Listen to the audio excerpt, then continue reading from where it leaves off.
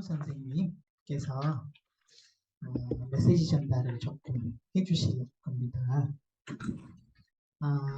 지 선생님은 지금 현재 광주광역에서 하고 있는 이제 회복 동행자 사업 이제 참여하고 계시면서 저희 병원하고 인연이 돼서 저희 병원에서 이제 회복 동행자로 활동해주고 계시고 매주 수요일하고 금요일 날 아침에 9시부터 10시까지 여러분들과 같이 12단계 자조 모임을 진행해주고 계십니다. 오늘 지 선생님이 그동안 어떻게 살아오셨는지에 대해서 한번 조금 얘기해 주시고 또 도움되는 말씀도 좀 전해 주실 수 있을 것 같아서 특별히 오늘 자리를 좀 마련했습니다. 그래서 오늘 지 선생님 메시지 전달이 조금 가슴 깊게 잘 받아들여 주셨으면 좋겠고 듣고 계신 모든 분들에게 큰 도움이 될 수 있었으면 좋겠습니다. 인사하고 부탁드리겠습니다. 안녕하세요. 회복동행자 지승우라고 합니다. 처음에 제가 이제 단주를 시작하려고 할 때 AA 모임에 내려갔는데 가장 먼저 해야 될 게 빅북책하고 12단계 책을 사라 그러더라고요. 그래서 빅북책을 처음에 샀는데 너무 두꺼워요. 그리고 무슨 말씀이 써 있는지도 잘 모르겠고. 근데 제일 첫 장에 이런 얘기가 써 있어요. 술은 나에게 상징에 불과하다. 이런 말이 써 있어요. 거기에 보면은 술은 나에게 상징에 불과하다 이 말 뜻을 나중에 이제 제가 교본 연구를 해서 알게 된 게 그거예요. 저는 술뿐만이 아니라 모든 거에 다 무력하고 쉽게 빠져드는 성격이라고. 예를 들어서 내가 술을 먼저 접해서 알코올 중독자가 됐지 도박을 먼저 접했다면 도박자가 됐을 거고 마약을 접했다면 마약 중독자가 됐을 거예요. 그만큼 내 스스로가 그러니까 자존감도 낮고 뭘 어떻게 할 수 있는 그런 마음가짐이 아니었어요. 그때 당시에는. 그 이유가 뭐였냐면은 제가 태어난 거는 서울 양평동에서 태어났어요. 양평동에서 태어났는데 그때 저희 집이 뭘 했었냐면은 지금으로 얘기하면 요정이죠, 요정. 부모님은 저한테 신경을 못 주셨어요. 이제 그 요정을 관리를 하시나. 그럼 잠은 어떻게 자느냐? 비계를 가지고 혼자 자고 무서우니까는 이제 제가 마음에 드는 방을 가는 거예요. 다 누나들이니까. 그래서 거기서 자고. 그렇게 컸어요. 그러다 보니까는 의존증도 심해졌고, 그리고 무슨 일을 하려고 내가 하면은 스스로 하는 일이 별로 없었어요. 옆에서 항상 그 누님들이 보살펴주고 했으니까. 그러다가 학교를 갔는데 학교에 적응을 잘 못했습니다. 그러니까 한마디로 얘기하면은 그 반에서 있는 듯 없는 듯 그렇게 이제 생활을 했죠. 근데 그런 생활을 계속 하다 보니까는 이제 고등학교까지 무난히는 갔어요. 갔는데 고등학교 때 제 옆에 앉은 짝이 이 친구가 조금 노는 친구였어요. 저하고는 성격이 안 맞았어요. 근데 저는 그 무리에 끼고 싶어 했어요. 왜냐면은 전 소심한데 그 친구들은 막 하거든요. 그러니까 그 친구들 옆에 있으면은 다른 애들 못 건드렸어요. 그래서 그 친구들한테 내가 뭐를 하느냐. 집에서 남는 건 돈이니까. 가다가 돈 대주고 친구들하고 같이 놀고. 그건 친구들 사이가 아니었죠. 그렇게 붙어 있는 그런 사이였죠. 그렇게 쭉 성장을 하다가 고등학교에 가서 사고를 좀 냈죠. 어떤 거냐면은 공원에 앉아 있는데 다른 학교 애들이 저쪽에서 시비를 걸어서 우린 싸웠거든요.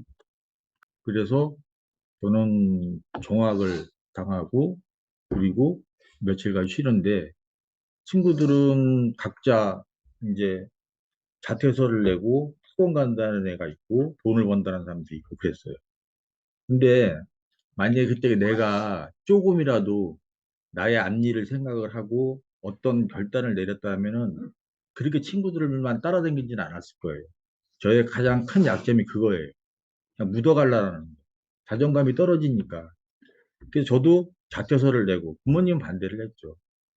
그러고 나서 호성생활을 보냈죠. 그때 아버님이 제안을 하신 게 어떤 거냐면은 아버님이 그때 조그만 운수업을 하셨거든요. 그냥 너 운전을 해서 할 수 있겠느냐. 그래서 이제 운전 괜찮다는 생각이 들었어요. 그러고 나서 이제 서울에 도착을 해서 강남 면허시험장에서 이제 면허를 땄죠. 그러고 나서 이제 화물차를 몰기 시작했어요. 용인에서 포항까지 왔다 갔다 하는 거예요. 화물을 싣고. 그럼 그 일을 하면은 한 번 갔다 오는데 그때 당시에 24만 원씩이 남았거든요. 되게 큰 돈이죠. 그러니까 그거는 24시간 내내 왔다 갔다 할 수 있는 거예요. 계속 짐은 포크레인으로 심어주니까. 그러니까 그거를 쭉 했어요. 근데 그러다 보니까는 돈은 많이 들어왔어요. 한 달에 한 2, 3일 정도 쉬고 돈을 많이 들어오는데 아버님이 이제 그때 핸드폰을 사주셨어요. 차도 제 앞으로 사준 거예요. 이제 명의는 아버님 명의지만 면허증 있는 사람은 집에서 저밖에 없었어요.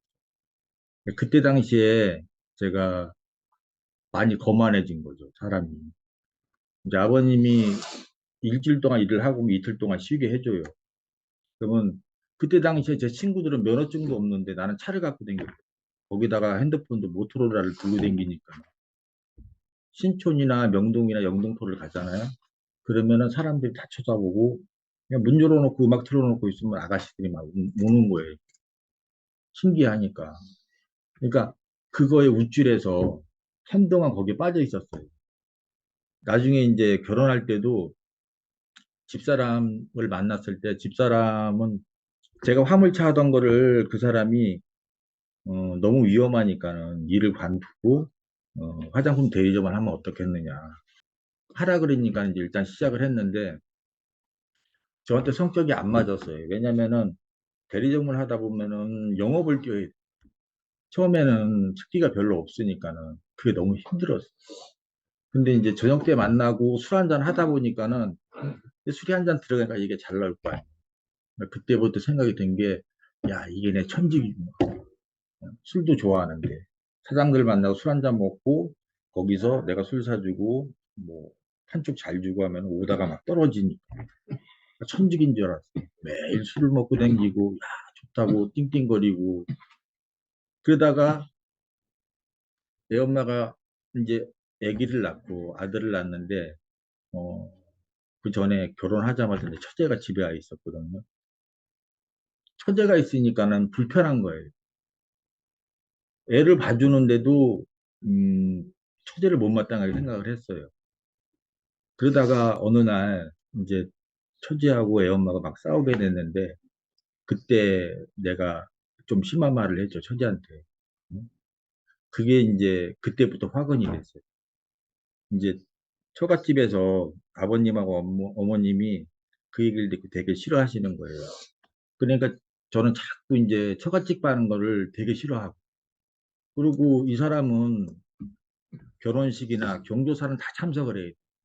한 달에 막 서너 번씩 내려가거든. 그러니까 저는 그게 싫고, 그거로 자주 다툼을 하고, 그러면서 점점 저는 바깥으로 놀게 됐어요. 바깥으로. 주로 이제 사람들 만나서 뭐, 그냥 영업을 뛰는 것도 아니고, 이제 거의 친구가 되다시피 해서 대리점 사장 들어서 어울려서 술도 마시고, 그렇게 된 거죠. 그러다 보니까는 출근도 안 하게 됐어요. 이제 점장이나 총무나 순회사원들한테 맡기고 전화로. 그리고 집에서 뭐를 하냐. 별로 할 게 없어요.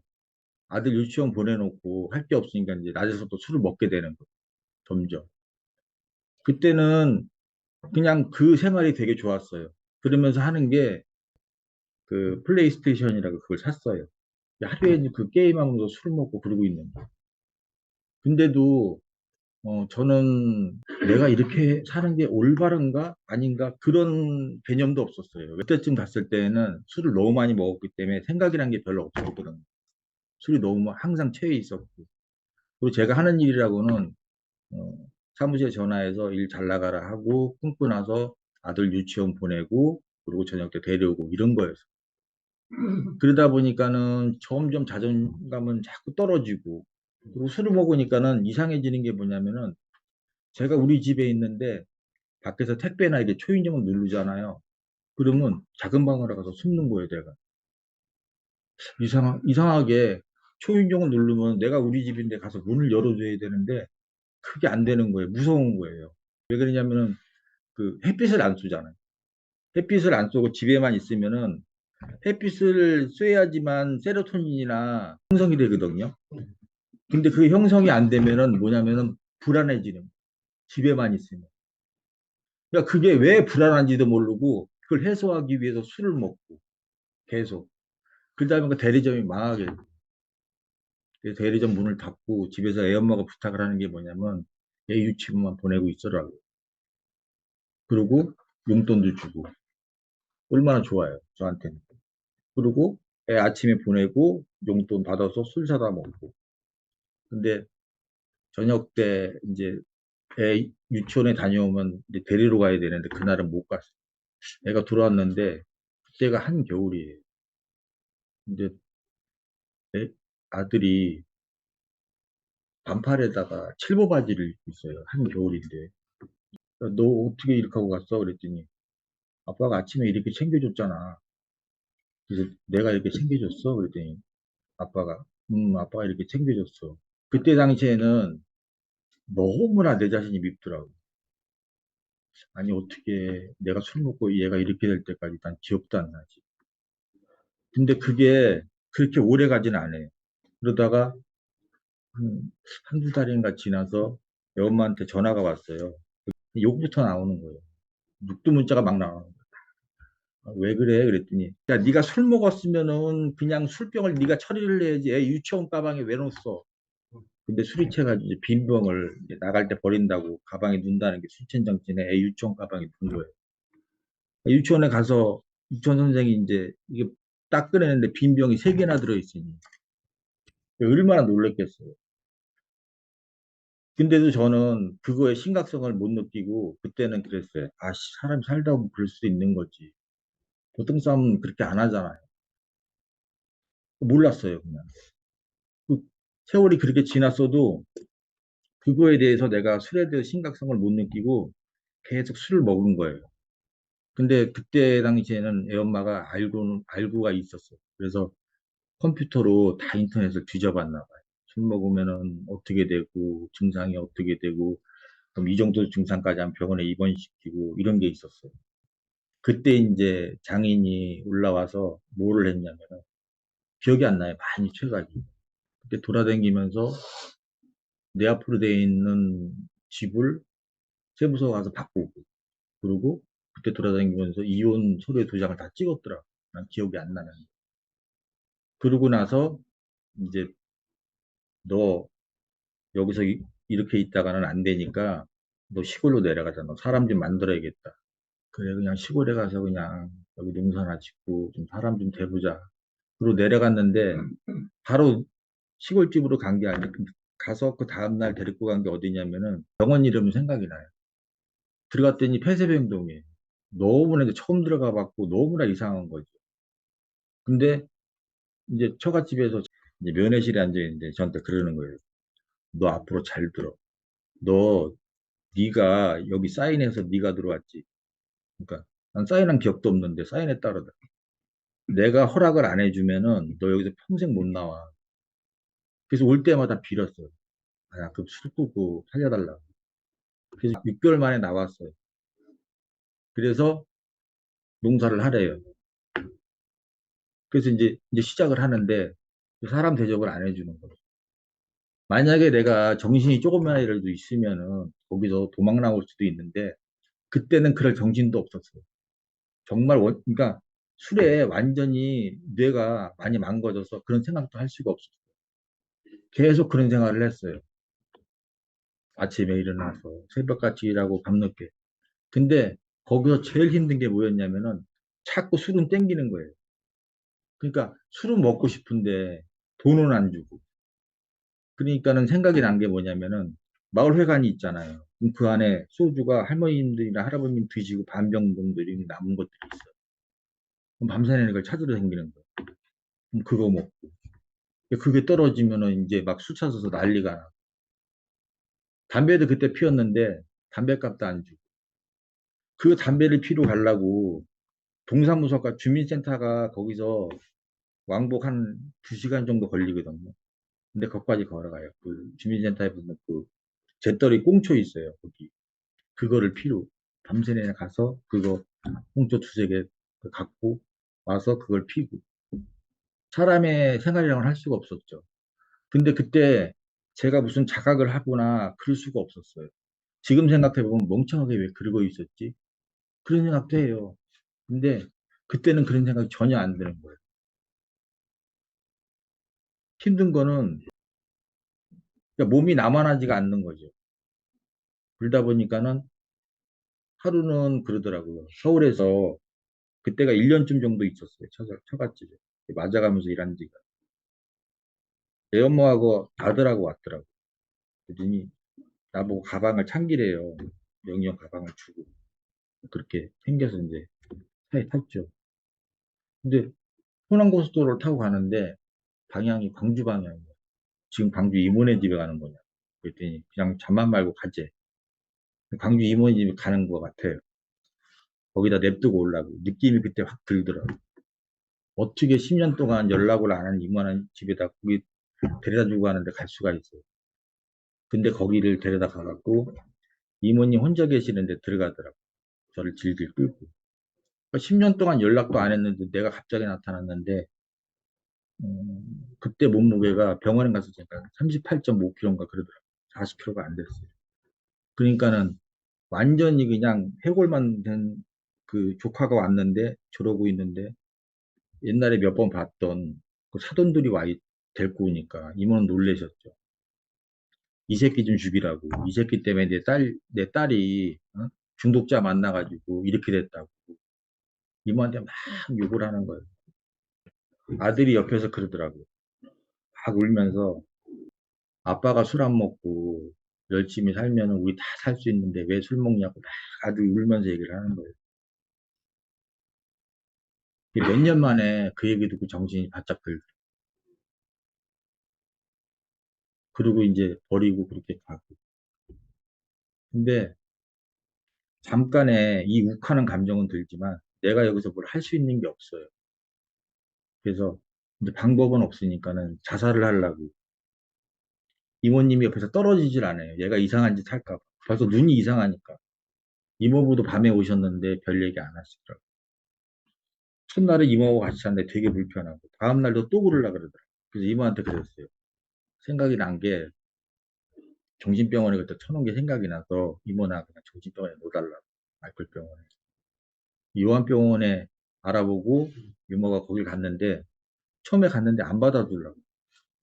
이 사람 중환자실에 갈 사람인데 왜 여기 있냐고. 몸이 40kg도 안 나가는데. 그 내가 이모가 빌고 저도 여기서 있게 좀 해달라고. 그래서 안집이란 데를 들어가서 서류도 작성하고 무슨 약을 주더라고. 약을 먹고 평생 그렇게 몇 년 동안 그렇게 푹 잔 적이 없는데 그날 푹 잤어요. 먹고 아침에 일어났는데 너무나 이제 다른 세상이 보이는 거예요. 처음으로. 그때 정신이 돌아왔죠. 그러고 나서 병원에서 시키는 대로 다 했어요. 그리고 이제 그 안에 주민센터에서 이모님 잘 아시는 분이 저를 수급자를 만들어 놨더라고요. 그러고 있는데 2년 6개월 정도 지났는데 주민센터 그분한테 되게 고마워요. 그분이 주공에다가 신청을 해놓은 거예요. 내일. 그 지금 사는 데가 거기가 당첨이 된 거예요. 그 나올 수가 있었고. 나왔는데 병원에서는 2년 6개월 동안 탁구도 하고 되게 건강하게 사람들하고 잘 어울리고 잘 지냈어요. 근데 제 집에 딱 들어왔는데 아무도 없어요. 첫날에는 뭐 가전제품이 있겠어요. 근데 딱 왔는데 내 집인데 무서운 거. 그냥 구석에서 쭈그리고 앉아고 밤새 내내 이고 잠도 안 오고. 상태가 그만큼 정신적으로 많이 무너졌었나 봐. 그러고 나서 다음날 이러면 안 되겠다고 생각해서 이모님이 좀 보태주고 제가 주공에 들어가려면 보증금이 있어야 돼요. 그 전에 주유소에서 3개월 동안 일해가지고 보증금 마련하고 남은 돈으로 이제 중고물품 들어놓고 생활을 한 거죠. 그러고 나서 이제 센터도 이용을 하고 AA도 이용을 하고 잘했어요. 그리고 5년 동안 잘 지냈죠. 5년 동안 프로그램도 열심히 하고 그랬어요. 근데 5년 있다가 재발을 하게 된 이유가 어떤 거냐면은 그때 당시에 제가 주유소도 일을 했어요. 그렇게 몇 년을 일하니까는 그 5만 원짜리 다발로 해갖고 7,800만 원을 내가 맨날 쉬었거든요. 쉬는 재미로. 그걸 딱 모아놓고 있는 거예요. 그러니까 그거 보면은 되게 뿌듯하고. 그러니까 그걸 모아놨던 이유가 뭐냐면은 내가 술 먹을 때 그런 프로그램 하나 봤어요. 텔레비에서. 산티아고 순례길을 어느 기자가 따라가는 거. 근데 그 길이 너무나 좋은 거예요. 나도 저길 가야겠다. 술 깨고 나서 거길 가려고 그 돈을 모아놨는데 누나가 이제 연락이 돼서 왔어요, 저한테. 무슨 생각이 들었는지 광주에 있는 걸 다 해결을 하래요. 그리고 서울 가서 누나가 사업을 하니까. 그래서 와서 그걸 도와달라고. 처음엔 가기 싫었죠. 근데 계속 부탁을 하니까 다 정리를 했어요. 그리고 11월 달에 가기로. 근데 11월 달에 전화를 하니까는 안 받아요. 문자도 해도 카톡을 해놓고도 안 받아요. 계속 11월 달 내내 해도. 그러니까 열이 확 나는 거예요. 찾아갔어요, 제가. 왜 그때 그랬냐고 그랬더니 그냥 이래. 그래서 그때부터 그냥 누나하고는 연락을 안 해. 술을 먹었는데 이제 먹은 거 한 며칠은 기억이 나는데 그 이후로는 기억이 안 나요. 단지 정신이 돌아왔을 때는 전대병원에 또 가 있더라고.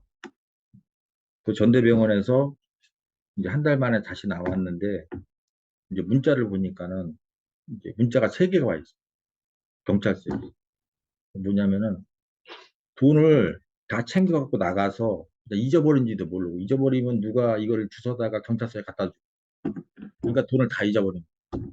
7,800만 원을 뭐에 쓴지도 기억도 안 나요.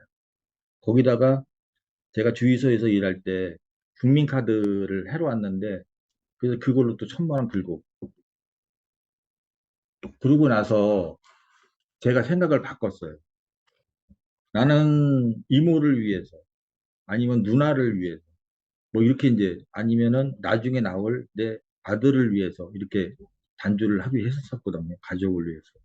근데 누나같이 이렇게 나한테 배신을 때리면은 그럼 나는 한순간에 무너지는구나. 그때 그걸 느꼈어요. 아, 그러면은 내 자신만 위해서 단주를 해야겠다. 그 저 자신을 위해서 단주를 시작한 거죠. 근데 저 자신을 위해서 단주를 하는데 이 문제가 뭐냐면은 너무 사람이 이기적으로 바뀐 거예요.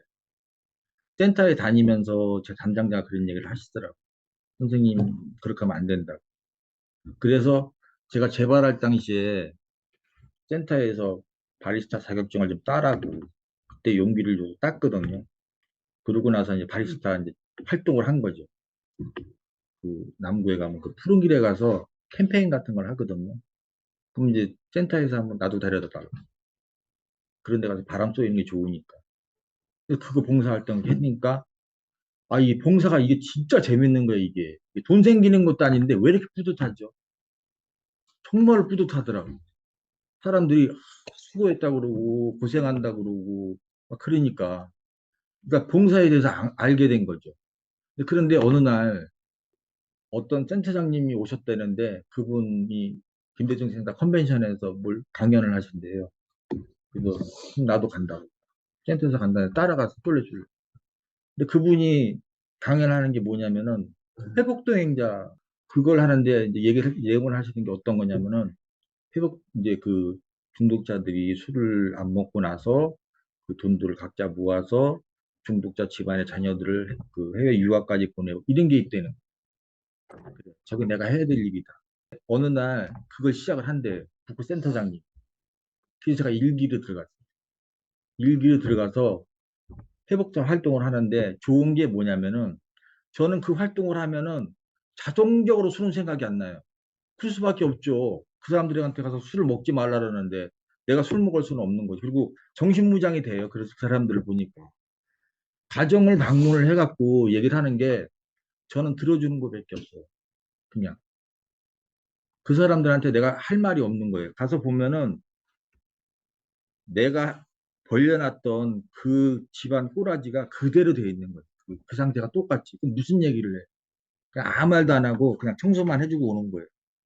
처음에는 막 초인종 누르면은 막 병 날라오고 막 그랬어요. 왜 오냐고 시끄럽다고. 근데 그렇게 가서 청소해주고 오니까는 마음이 열리시는가 봐요. 근데 이상하게 나는 뭘 바라고 하는 게 아니라 그 일이 좋은 거예요. 남한테 도움 주는 일이.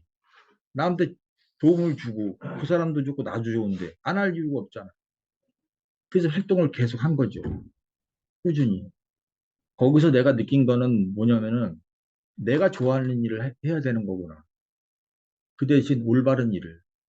그냥 술만 안 먹고 있으면은 그거는 사람들이 말하는 소위 말하는 생단주구나. 그게 생단주구나.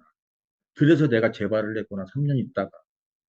그리고 돈은 돈은 나한테는 독이라는 걸 알았어. 돈이 내가 올바른 데 쓸 수 있으면은 나한테 도움이 되지만 그때 내가 재발할 때 3년 재발할 때 그 돈은 그 돈이 아니고 총알이 된 거지. 그래서 지금은 돈을 그렇게 모으지는 않아요. 이제 조금씩 모아가는데 그거는 내가 못 갔던 산티아고를 가려고 정말 그거는 그 압류방지 통장이 있어요. 그 통장 안에 거기다가 누구도 못 빼가는 데다 그냥 거기다 갖다 놓아놨어. 언젠간 가려고.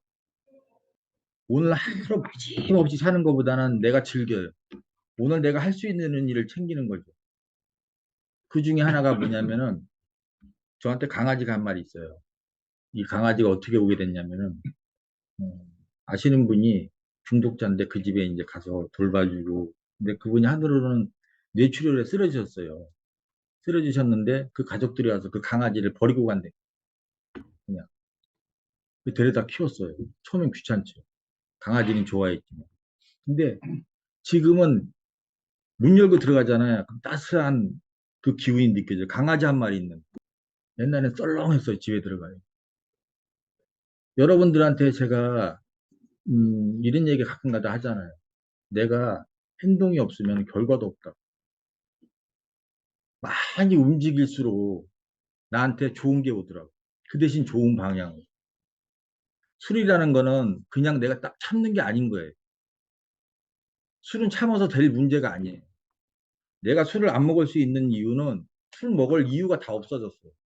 왜냐면은 옛날에는 이렇게 말도 못했어요. 말 한마디도 못하는 사람이 소심해가지고.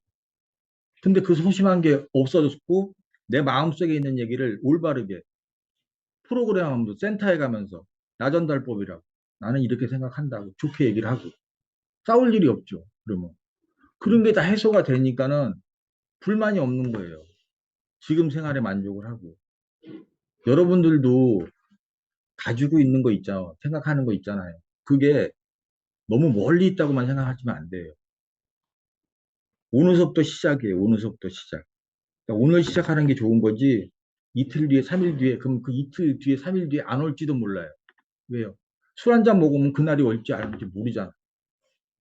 중독센터 아니면은 그 AA 아니면 여기 병원에 와서 선생님한테 상담받고 이거 셋 중에는 하나 해야 돼요. 안 그러면은 5년 간주하면 뭐예요? 돈 이렇게 쌓아놓으면 뭐예요? 그 하루 잠깐 머리가 삐딱 돌아가면은 그거 다 그냥 그지되고 다 날라. 그거는 한순간이에요. 한순간.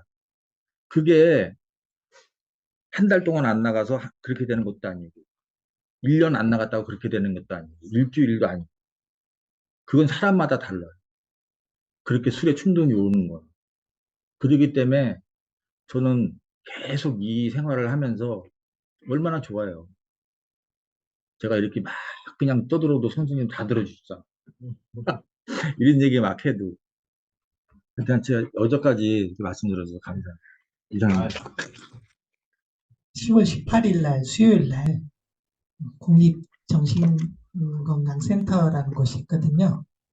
그곳하고 한국 그 중독센터 협의회 두 기관이 이제 같이 공동 개최해서 1년에 한 번씩 우수 중독 사례 집을 발간을 하고 해당되신 분들 이렇게 좀 포상하는 기념식이 있었는데 그때 방금 우리 발표해 주신 지 선생님께서 우수 중독 동료 지원가로 표창을 받으셨어요.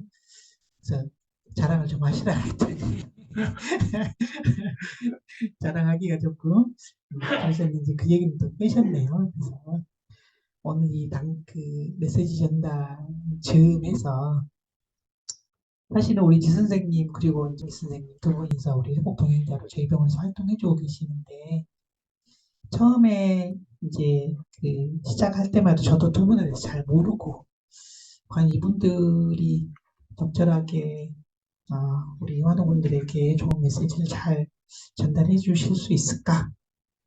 라는 이제 반신반의한 그런 마음이 없지 않아 있었습니다. 근데 그동안 우리 두 선생님하고 같이 사례회의도 하고 그다음에 프로그램을 12단계 자조모임도 좀 부탁드려서 진행하고 하면서 야 이게 이 동행자 이 두 분이 우리 병원에서 이제 없어서는 안 될 정말 중요한 메시지를 전달해 주시는 분들이 되셨어요. 그래서 안 그래도 그런 부분에 대한 감사함을 많이 느끼고 있었는데 다행히 또 이제 센터에서 큰 상을 주셔가지고 국립정신건강센터까지 가셔가지고 상 받아갖고 오셨거든요. 그래서 겸사겸사 오늘 좀 꽃다발도 하나 준비했거든요. 그래서 큰 박수 부탁드립니다. 감사. 네, 감사 이루겠습니다. 작은 꽃다발이지만 저나 병원이나 우리 진 선생님의 메시지를 받고 있는 병동의 한의원들 또 밖에서 참여해주고 계신 여러 회복자분들에게 진 선생님이 우리 마음속에 소중한 꽃씨를 뿌려주고 계시는 거 아닌가 라는 생각도 좀 해보게 됩니다. 혹시 우리 조금 격려해 주실 분 있으시면 한 분만 선착순 한 분만 시간 관계상 좀 부탁드리겠습니다. 네, 김 선생님. 네, 그 지 선생님 예, 말씀 잘 들었고요. 감사합니다. 올 초에 예. 그 제가 잘 아시는 분이 그 회복동행 그 신청을 했는데 보훈병원에서 그 지 선생님을 선택을 하셨어요. 탁월한 선택이신 것 같아요. 예, 잘 들었습니다. 감사합니다. 네, 감사합니다. 예. 혹시 유 선생님 한 말씀 좀 부탁드려도 될까요? 여태까지 잘해왔으니까 그냥 조금만 더 자신감 있게 다른 거 보지 말고 자신감만 좀 가져오면은 좀 괜찮지 않을까라는 생각을 많이 해보네요. 이상입니다. 네, 감사합니다. 감사합니다. 제가 외래에서 진료하고 있는 분 한 분이 이런 얘기를 하셔서 굉장히 인상적이어서 기억하고 있는데요. 장미꽃밭을 예쁘게 가꾸어 놓으면 너무 아름다울 것 같아서 장미꽃밭을 좀 일구어 놨더니 장미가 피고 번식하는 것보다 잡초가 그 장미를 덮어버리는 그 속도를 감당하기가 어렵더라. 이런 얘기를 하셔서 참 인상적이어서 기억하고 있는데 맞는 얘기인 것 같아요. 우리 마음속에서도 그렇고 우리 사회를 봐도 그렇고 회복에 있어서도 마찬가지인 것 같아요. 우리가 장미꽃밭을 만들고 싶은 회복에 대한 열정이 있는데 우리 마음속에서 그리고 우리 집단 안에서 커오는 이런 잡초들을 우리가 열심히 잘 관리해 하지 않으면 절대 예쁜 장미꽃밭을 만들 수가 없는 것 같아. 그리고 그 일은 누구 한 명이서 할 수 있는 일이 아니고 우리 모두가 같이 협심해야 되는 일이고 그 장미꽃밭 한가운데 우리 지 선생님의 메시지가 좋은 울림을 주는 것 같습니다. 그래서 오늘 좋은 발표해 주신 우리 지 선생님께 마지막으로 큰 박수 부탁드립니다.